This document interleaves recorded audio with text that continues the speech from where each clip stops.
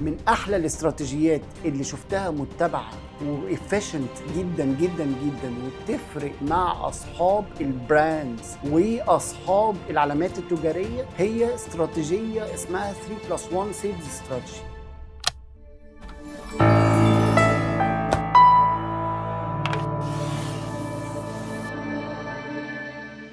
كنت اتعلمتها من براند ساعات اسمه بيجوتي، بيقدر يطبق الاستراتيجي دي بكواليتي عاليه جدا جدا جدا. ازاي بيعمل ده؟ في 3 حاجات محتاج ان انت تحطهم في الاعتبار في السيلز استراتيجي بتاعتك. رقم 1 ان يكون عندك كوريكت سيلز اورجانيزيشن. يعني ايه كوريكت سيلز اورجانيزيشن؟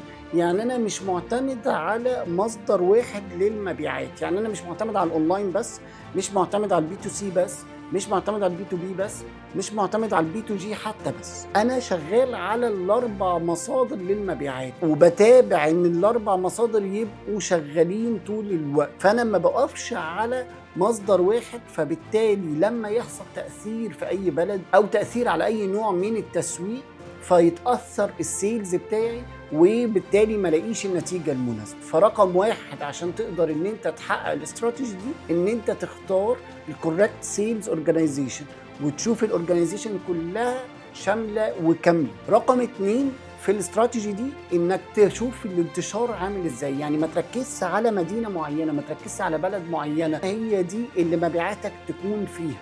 لا، انا بنتشر مش ضروري بنفسي، لكن محتاج ان انا اكون منتشر ومتوفر في كل الارياز اللي اقدر عليها. رقم 3 انك تركز على ان الموزعين او السيلز اللي عندك او العملاء اللي عندك شغالين على كل البرودكتس اللي عندك، مش نوع برودكتس واحد بس. فانت لو قدرت ان انت تحط لهم تارجتس بحيث ان هو مش تارجتس بس انكم ودخل، لا يكون في تارجتس للبرودكتس، هتلاقي الافشنسي عاليه جدا جدا جدا. ده ال3.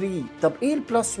قال لك البراند ماركتنج اللي انت بتزق بيه البراند كله، الضخ اللي انت بتقدر تحطه في الماركتنج اللي يزق بيها البراند كله.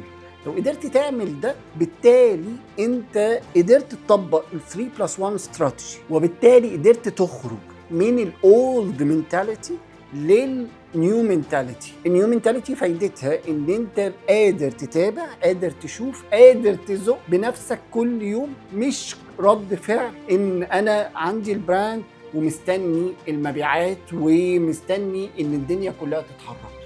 ال3+1 استراتيجية عظيمة جدا في تحقيق استمرارية النمو، استمرارية المبيعات، استمرارية البروفيت.